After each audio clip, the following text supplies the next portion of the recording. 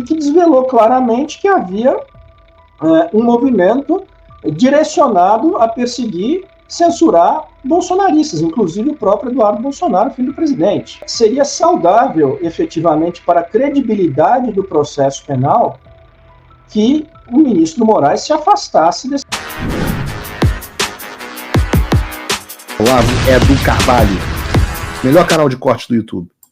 Opa, eu sei que você não aguenta mais ouvir, eu pedi para você fazer o triplo C, curtir, comentar e compartilhar, mas eu peço porque 4 entre cada 10 pessoas sequer estão inscritas no canal e a maioria não ativa as notificações e nem curte o vídeo e isso prejudica o nosso algoritmo. Então ajuda a gente aí, brigadão. Tão insólita que é essa situação e que odiernamente se repete nesse caso da PEC 12.100, do roteiro do golpe, onde o ministro Alexandre se coloca, inclusive, como a possível vítima de um atentado de morte. Se coloca como uma pessoa que estaria sendo monitorada, ou para um sequestro, ou para um homicídio, e ele se mantém nessa posição. De fato, isso não faz bem à nossa cultura jurídica, não faz bem ao processo, e não faz bem, veja, eu fico constrangido com isso, né, porque o respeito às garantias do processo penal são o primeiro pavimento de uma sociedade efetivamente democrática. Você veja que aí nos Estados Unidos, né, as pessoas elas têm uma cultura, uma percepção dessa garantia do processo. No Brasil, parece que as pessoas acham que se você não violar as garantias processuais, você não fará justiça, você não chegará a uma decisão de mérito justa. Isso é uma falta, isso é uma carência de consciência cidadã. Defesa da democracia e flexibilização de garantias mínimas do processo, como a imparcialidade, são expressões antônimas e que aqui estão sendo usadas como sinônimas. Chegou ao episódio que eu achei muito esdrúxulo, foi a própria decisão do ministro Alexandre de Moraes, onde ele cita a si mesmo em terceira pessoa várias vezes, uma coisa muito esquizofrênica, né? Porque citar a si mesmo em terceira pessoa é um sinal de loucura, é um sinal de dificuldade mental, né? Os idiomas separam primeira pessoa, segunda pessoa, terceira pessoa, por uma razão de ser. E ele tinha lá, às vezes ele se referia ao ministro do TSE, eu falei, mas quem está escrevendo sobre o ministro do TSE? Não, o próprio. Né? Eu brincava do Pelé e do Edson. Lembra do Pelé e do Edson? Isso aqui não é o Pelé, é o Edson. Existe um quarto ponto, um quarto vício processual, que é o seguinte, né? Alguém duvida da inimizade capital entre o presidente Bolsonaro e o ministro Alexandre de Moraes? Ela é pública e notória, e é pública e notória muito antes dessas investigações apontarem para o presidente Bolsonaro. Então não se pode dizer que essa troca de farpas, essa antipatia que conduziu a uma inimizade declarada, foi preordenadamente cavada pelo presidente Bolsonaro. Não, ela antecede essas investigações. O presidente Bolsonaro certamente foi o único presidente da República que, na constância do seu mandato presidencial, protocolizou no Senado o pedido de impeachment do ministro Alexandre, do ministro da Suprema Corte. Então, é indiscutível essa antipatia deles. E se a gente for ver, essa antipatia, ela, de uma certa forma, ela veio ratificada pelas matérias, a partir do dia 12 de setembro, pelas matérias da Folha de São Paulo, subscritas pelo jornalista Glenn Greenwald. Né? O jornalista, eu disse isso, inclusive, para o André Sadi, repito aqui, um jornalista cujas credenciais são indiscutíveis, né? Um ganhador de prêmio Pulitzer, fez o caso do Edward Snowden, fez a Vaza Jato, enfim, e se propôs aí a fazer essa investigação e fazer o que ficou alcunhado de vaza-toga, e que desvelou claramente que havia um movimento direcionado a perseguir, censurar bolsonaristas, inclusive o próprio Eduardo Bolsonaro, filho do presidente. Então, seria saudável, efetivamente, para a credibilidade do processo penal, que o ministro Moraes se afastasse desses casos. Aliás, os fatos, as decisões cautelares que ele tomou ali, graves, inclusive de prisão, a meu ver, seriam completamente inválidas à luz dessas 4 nulidades que eu elenquei aqui para você. O que me leva a um problema. Há remédio para o processo? É possível salvar esse processo ou ele é nulo justamente pelo problema de competência, de prevenção, e, claro, também esses dois problemas que envolvem a imparcialidade do julgador. Vamos supor que houvesse um grau de recurso, enfim, que esse caso seja julgado colegiadamente e despido da variável política, como se espera, tornaria nula toda a investigação, porque teriam sido atos decisórios tomados por juiz incompetente, por juiz não prevento, por juiz impedido, por juiz suspeito. Tá? Eu arriscaria dizer que esse é o destino desse processo, viu, Paulo? Principalmente depois da experiência do que aconteceu com a Lava Jato e com o Sérgio Moro, onde as coisas eram bem menos graves, há um grau de semelhança, mas com bem menos gravidade, e acabou tudo sendo jogado por terra, né? Uma questão de tempo. Eu quero, se você me permite, adentrar numa questão que você começou a tratar aqui, eu sempre trato, que é a questão das fases do crime, né? do intercrimes, do caminho do crime. E eu, como você disse, sempre abordo isso aqui. Eu acho que eu não sou advogado, mas eu gosto muito da parte da filosofia do direito, dos princípios do direito, né? E a ideia do intercrimes, ela surge justamente para que você pare de punir crimes de pensamento, crimes de cogitação. Então você cria os caminhos do crime que passam a ser punidos a partir do momento da execução. E você com certeza vai conseguir explicar isso muito melhor do que eu, Paulo. Na sua análise, há de fato uma violação do intercrimes no contexto desse inquérito, no sentido de que a cogitação e a eventual preparação estão sendo punidas como se fossem execução e consumação criminosa? Explica um pouco para a minha audiência, por favor, Paulo. O que são essas fases e o que está sendo punido nesse inquérito?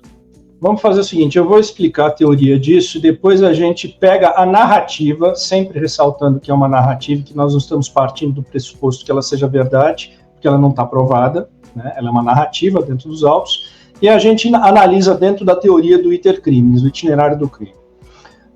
O crime, ele se desenvolve basicamente em 4 etapas, tá? A primeira delas, a cogitação, que seria um momento de ideação, uma fase interna em que o indivíduo constrói um projeto criminoso dentro da sua cabeça.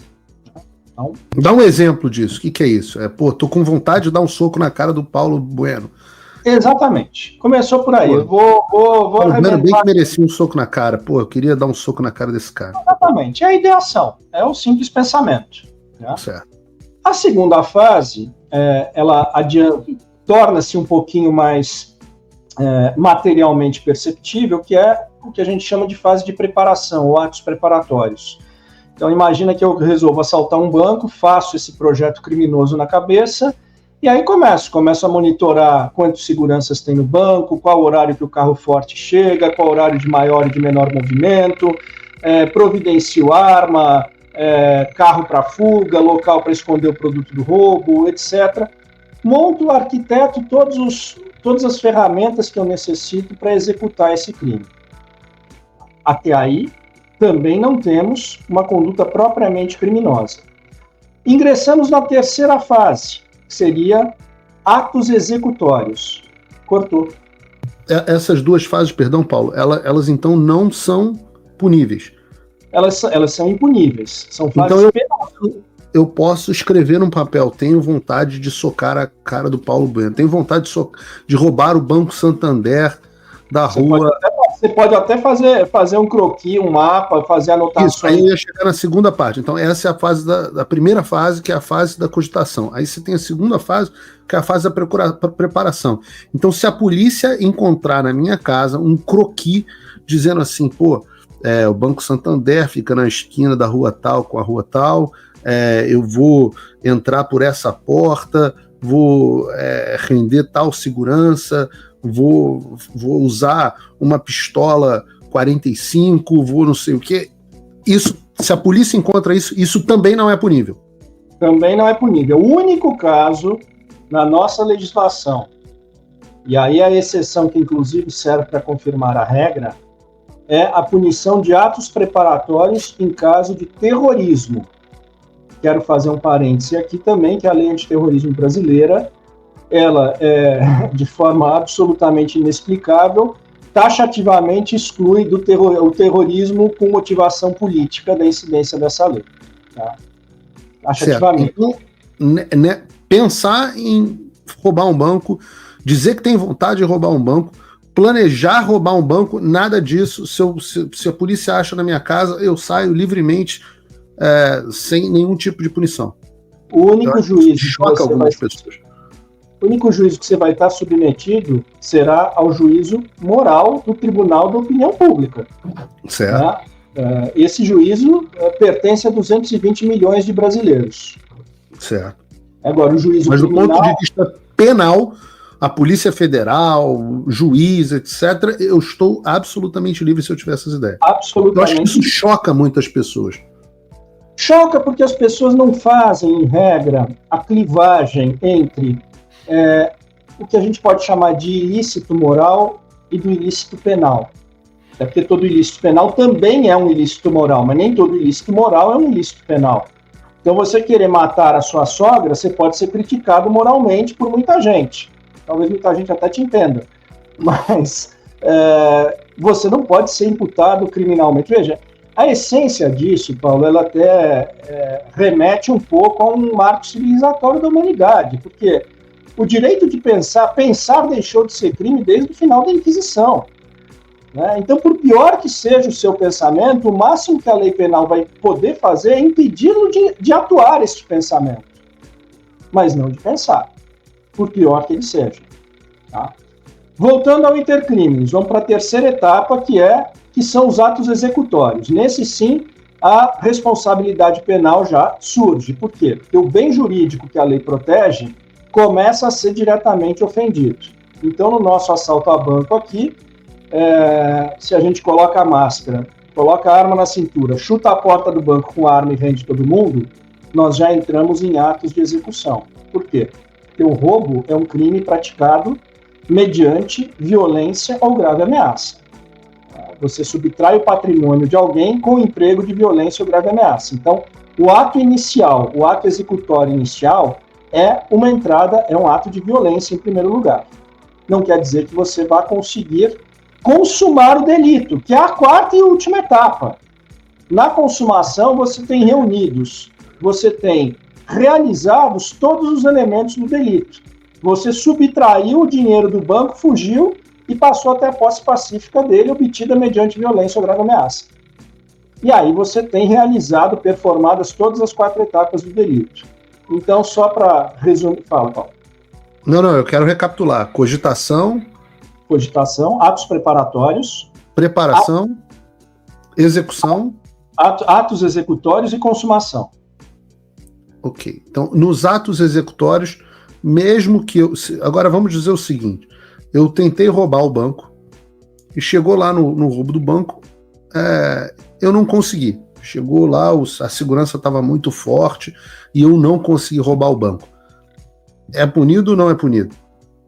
É punido. Você responde pelos atos, pela tentativa. A tentativa, o que é? Você pega a pena do crime consumado e aplica uma redução entre 1 e 2 terços. Que, obviamente, essa fração vai ser mais exasperada ou mitigada a depender da gravidade do quão próximo da consumação a tua conduta chegou. Mas a tentativa já faz parte da execução. Ela pode não fazer parte da consumação. Aliás, a tentativa é justamente o ato executório que não se consumou por um fator alheio à vontade do indivíduo, mas é absolutamente necessário que ele tenha iniciado a execução. Senão, não existiria a tentativa da tentativa. Faça o tal do triplo C. Curta, comenta, porque a integração do chat ajuda muito, e compartilhe. Você pode fazer essas 3 coisas que ajudam o algoritmo a aparecer. Mas eu não estou brincando não, pessoal. Dá uma paradinha agora de 1 segundo e clica no joinha, porque às vezes a pessoa já está acostumada a ouvir isso. Não, é importante que você faça isso, porque se você não fizer, inclusive atrapalha o vídeo. Parece que o vídeo é menos relevante. Então, olá, e eu espero que você esteja aproveitando esse vídeo. O canal Olavo Edu Carvalho foi criado por apoiadores do jornalismo independente, dedicados a garantir que a minha voz e a de outros não sejam silenciadas. E eles fazem um ótimo trabalho. Por isso, se inscreva no canal e curta o vídeo. Aqui você vai encontrar diversos cortes rápidos dos meus programas e de outros grandes nomes. Mas se você quiser assistir ao vivo o meu programa na íntegra, basta você acessar o meu canal e o site do Paulo Figueiredo Show. Está ao vivo todas as terças e quintas, às 15h. No meu site você também pode apoiar o meu trabalho. Todo o meu programa é financiado pelos assinantes e cada contribuição faz uma enorme diferença. Assinar é fácil e acessível. E eu ainda criei um cupom exclusivo de desconto para o Olavo do Carvalho, que oferece 20%. Com isso, você pode me apoiar com apenas um pouco mais de $5 por mês, que é menos do que uma promoção do Big Mac. Além disso, você ganha acesso a conteúdos e análises exclusivas, além de desconto nos meus cursos. O link e o cupom estão na descrição. Agora, se você está numa condição de vida abençoada, talvez você possa dar uma contribuição mais significativa, tanto financeira quanto intelectual, se tornando meu patrono Gold. Com um compromisso de $50 por mês, você faz parte do nosso grupo de WhatsApp, participa das nossas reuniões mensais de Zoom, dos encontros presenciais e também tem acesso a mim direto por e-mail, que você pode utilizar para contribuir com as suas ideias. E você vai se juntar a um grupo de pessoas de elite preocupadas com o Brasil. Você imagina o impacto que você vai poder causar. Desde dezembro de 2022, eu continuo com todas as minhas redes sociais bloqueadas no Brasil, as minhas contas e meus ativos congelados, meu passaporte cancelado, tudo a mando do Alexandre sem justificativa. Então, se você tem condições e quer ajudar mais o seu país, mas não sabia como, essa é a oportunidade que você estava esperando.